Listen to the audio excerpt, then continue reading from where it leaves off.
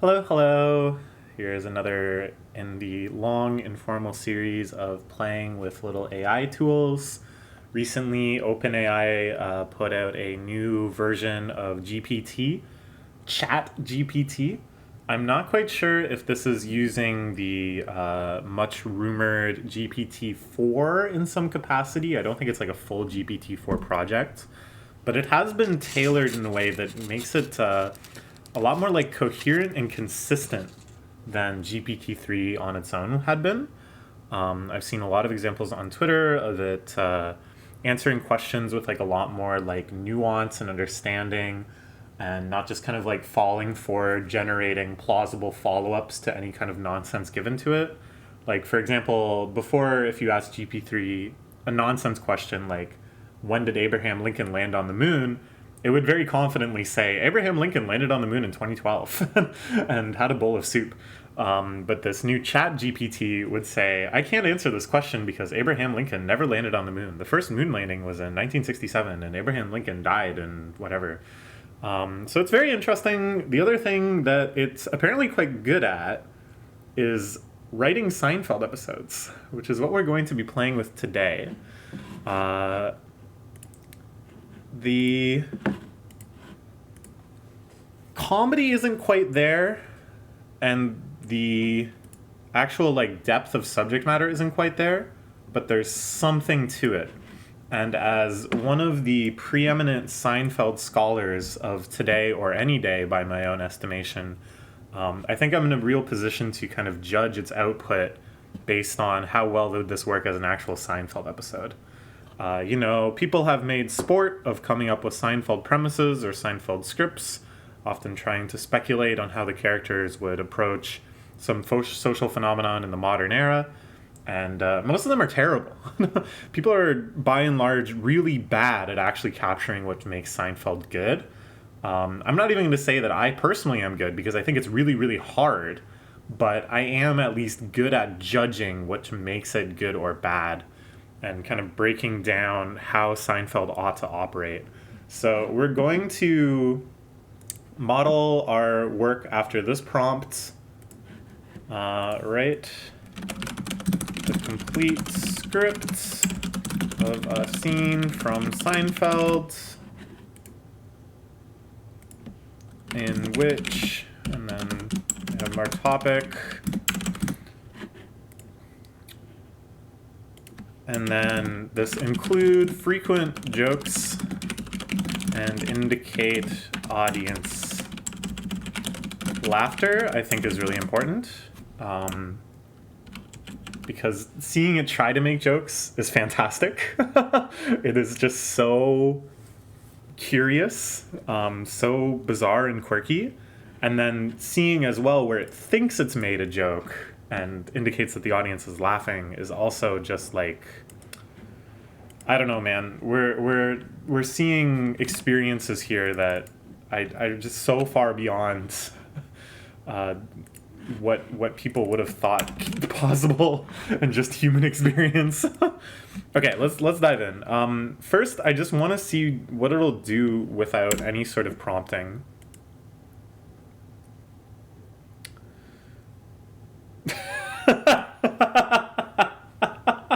Oh! Whoa! Whoa! Whoa! Whoa! Whoa! Whoa! All right, this is quite a good. What's the punchline? He made a mint. It's very good. It's not even a joke. Well, I'm not very funny today. This new club and I got drugged. Audience laughs. Got drugged at a club. What happened? I don't know. I was dancing, having a good time. Next thing I know, I come in a dumpster. A dumpster. This has been in there for hours, and the worst part is I left my jacket in the club, my keys, my wallet, everything. That's terrible, Kramer. I go all the way back in the club and get my jacket back. Should just leave it. Sounds like a rough place. Okay. This is pretty good. This is already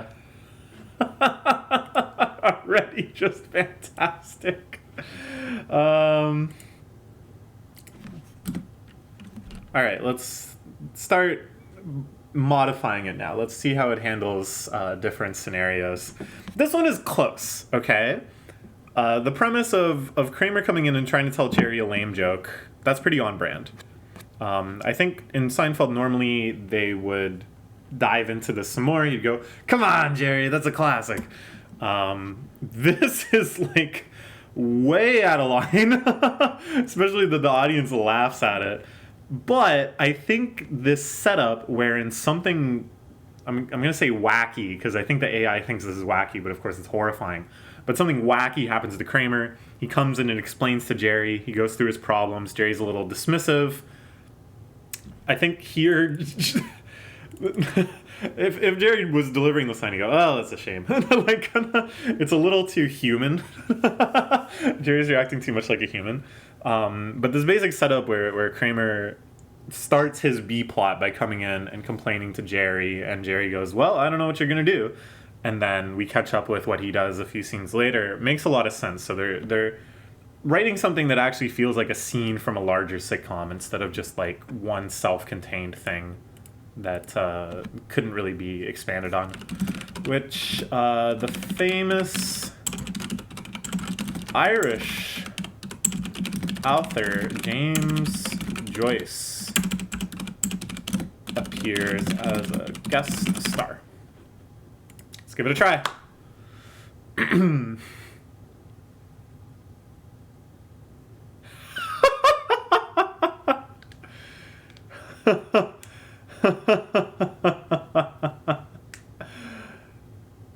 Ooh. This. Whoa! Okay. Sitting at a table, James Joyce is in town. I heard he's kind of a recluse. This is kind of like a wild swing.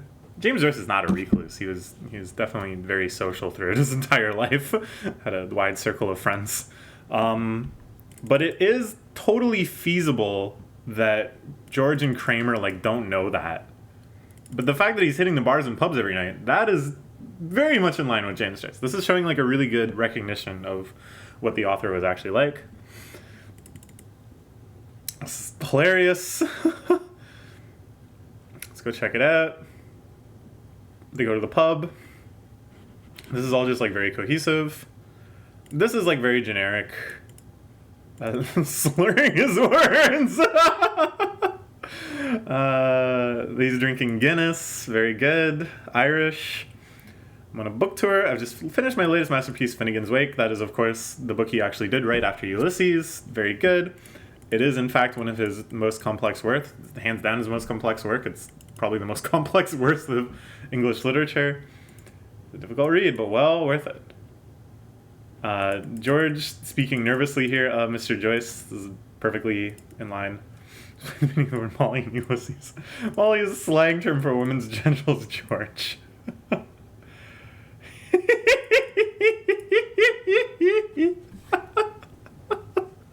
Oh man, I don't know. Because this feels like they're actually setting up for a larger sitcom plot. Now, I'm giving the AI too much credit here. Like, I know that I am. I'm kind of humanizing it a little too much, but doesn't this sound like the setup for a Seinfeld type plot? That James Joyce, whether he's fucking with him or whether this is true, I don't think that's true at all, tells George this, and then George later in the episode gets into a jam because he's repeated this, maybe during sex. He goes, oh, God, I love your Molly. And she's like, what? And then there's another plotline where Kramer's been drugged at a club with Molly, with MDMA. And then, of course, this leads to a big confusion. George, what are you saying? Are you saying that I'm the one that drugged your friend? What do you mean? How did you know about that? And then it turns out she was the one that drugged his friend. I don't know. The ingredients are here. They're used a little weird. And maybe we can't say that for sure they were deliberately put there. I mean, deliberately. What am I even saying? This is just crazy. But it's like it's there. It's there. It's here, top notch. We come back to our apartment and watch The Quiet Man with us. Hey, Joyce. Yeah, let's go back to the apartment and watch The Quiet Man. Okay. Not bad. Not bad. Not bad. Okay. Okay. In which... Okay. Ooh. In which... George and Jerry debate about what the best anime all time is. We'll make it a little more open-ended here. I really want to see what anime it knows about and what it knows about them and which anime it attributes to each character. We'll give it a try. Give it a try.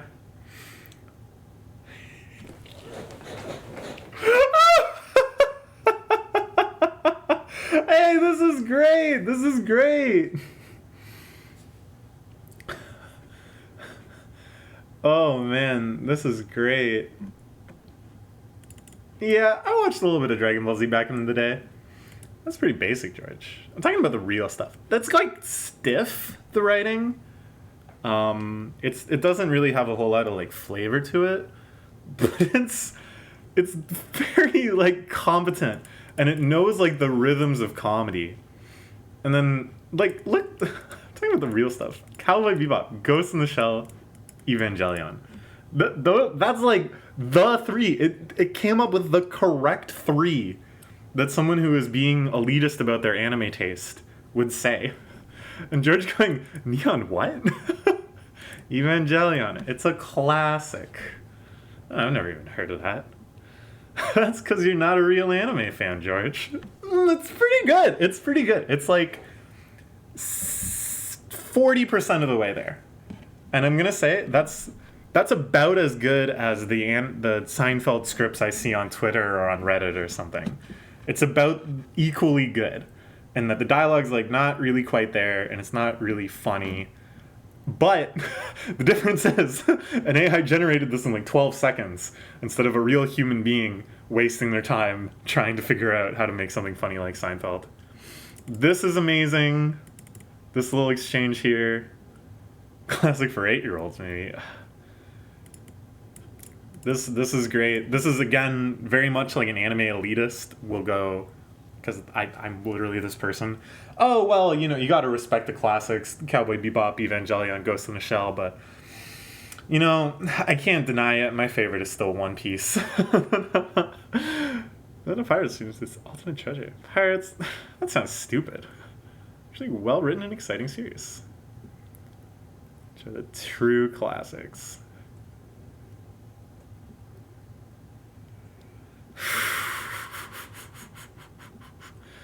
Fine by me. George says that. Yeah, that's what I thought. Alright, this is pretty good. This is pretty good. I want to push it even further. I want to...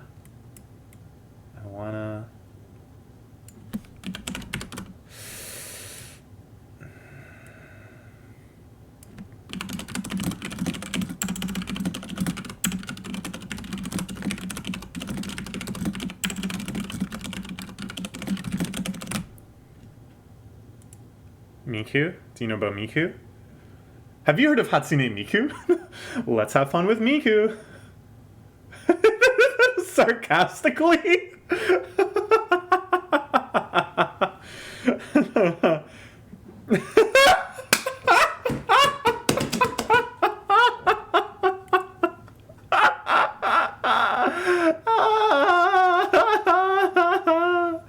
Oh man, this is so good. This is just, it's too easy. It's too easy. I can just laugh at Seinfeld endlessly. It's good enough that I can picture the characters. I can hear their voices. They've come alive through reading the words of the machine. It feeds me endlessly, the tube of Seinfeld. Because it's too easy, George. Why do you always have to make fun of me? Because it's too easy, George. Oh, please, don't deprive us of your fascinating hobbies. Man, this one's brutal, though. Maybe I should have put is lightly ridiculed. Isn't this amazing? I can just... Look, it's lighter! It's lighter! It's lighter! It works! Now instead of like, George, you piece of shit, he's just like, George, you're a grown man listening to cartoon pop music. Yeah, maybe you should start dressing like a robot too to really get in the spirit. Look at this. Just by adding the word light. Is this not mind-blowing to people? Have we really already gotten used to how crazy this is? Sometimes it just hits me anew, like, this is insane. Oh, we gotta do more. In which Jerry, George, Kramer, and Newman are playing Magic the Gathering Commander. God, I'm like giddy. I'm giddy.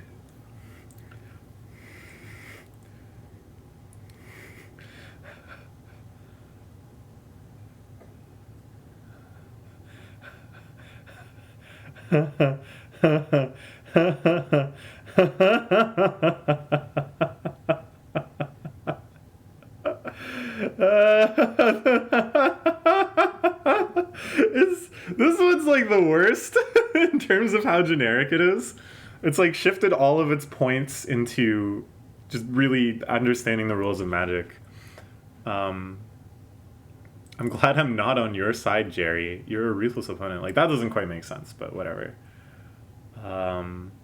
It's all part of the game. This is like roughly in character.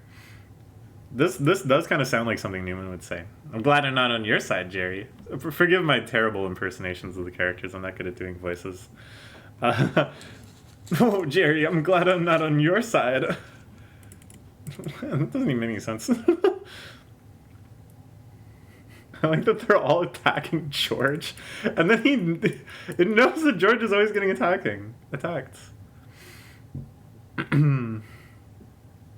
I think this, from what I've seen, I think this is exactly the Big Bang Theory. Right? Okay. In which Gary Kramer has become the Mario 64 speedrunning champion.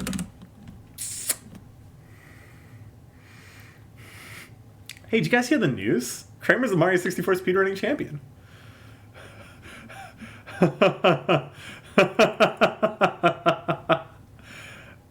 Okay, this is totally wrong.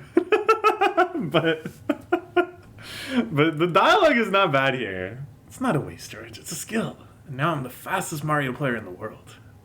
So, what'd you see? How'd you beat all those levels so quickly? Well, for starters, I used the bunny hood to speed up my movements. How do you handle the enemies and obstacles? That's where my ninja-like reflexes come in. Never beat it as fast as you. Hey, this is the name of a stadium player.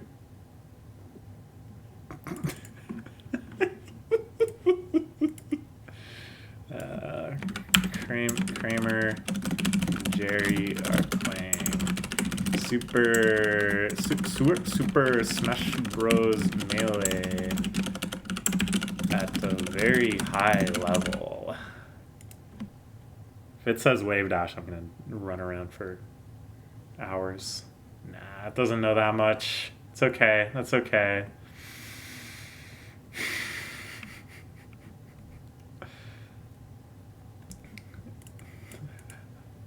Bring it on, Kramer. I've been practicing for weeks. Well, I've been playing for hours today, Jer. Kramer doesn't say Jer. What am I talking about?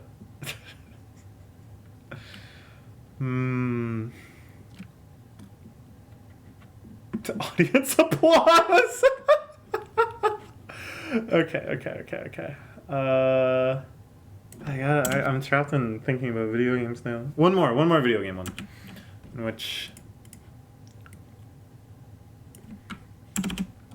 Jerry is teasing George for being addicted to old school RuneScape. Yeah. It's not an addiction, Jerry. It's a hobby. Oh, just most of the day, every day. Okay, a little more. I want to try this one again. Pixelated graphics and old sound effects?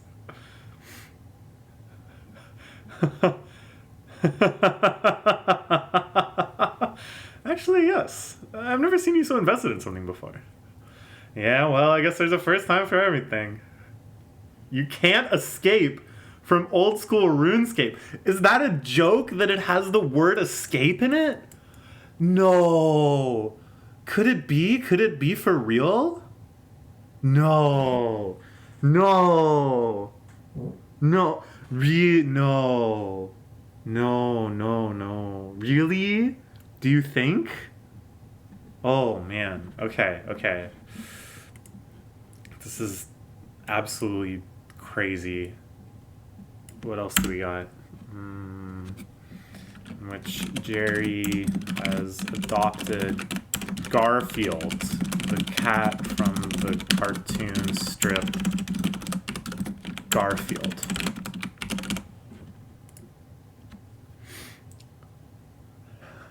Adopted Garfield. Garfield, the lazy lasagna-loving cat from the cartoon strip? Yeah, that's the one. In the cartoon. It's been interesting. He's not quite as lazy as in the strip, but he's definitely still a bit of a slacker. Why? He must have a sixth sense for when I'm making it.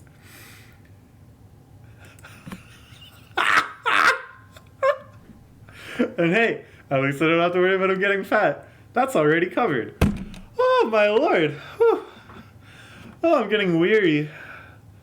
Okay, one more and I'll take a break. This is just two. It's like literally no one man should have all that power. Okay. Topical.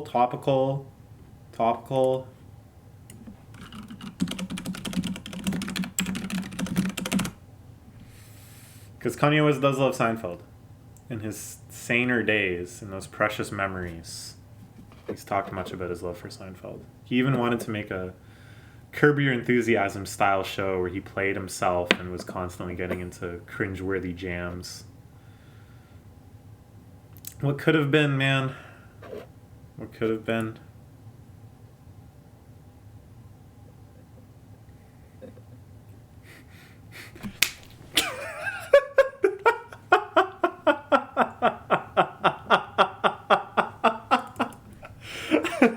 Actually, Jerry, I consider myself the king of all genres. I'm sure you'll have no problem with that. Especially love the song Power. I just quoted that. It really does feel like I shouldn't have this much power. Like, it's just... This is just nonsense. Like, it's become so human that a weird empathetic part of me is triggered, and I'm thinking, like, who am I making do this? But it's no one. It's just a machine. This is insane. Yeah, that's one of my favorite too. I like that Kanye smirks in all but one line. And what about all those controversial statements you make? Let's find out. Let's find out the truth from AI Kanye, since real Kanye is past the point of no return. Don't worry about offending people, artists, and sometimes you have to push the boundaries to make a statement. It's been great having you on the show. Okay, it stumbled a bit there. It forgot what was going on there. Or maybe it forgot what the Seinfeld show is like. Or maybe it just thinks if there was an episode where Kanye was on Seinfeld, Kanye would demand that that episode took place outside of the fourth wall, which does happen on Seinfeld occasionally. There's a couple episodes, the clip shows and the Memories of 100, like, I guess they're both clip shows, but the clip show episodes, Jerry will come in and address the audience and introduce that they're going to have a clip show. So this could be a situation like that, where Kanye guest stars as someone who goes and talks to the real Jerry Seinfeld on set.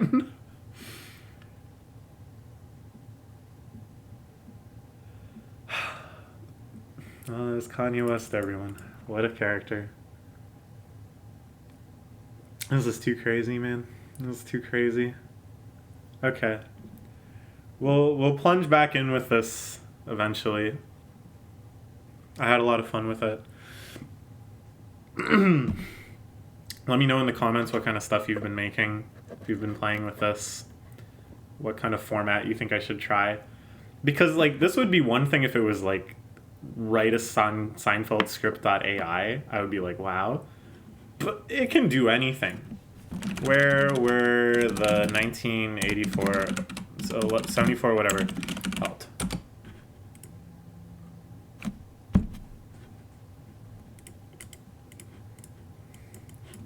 What cereal sold best in the 80s?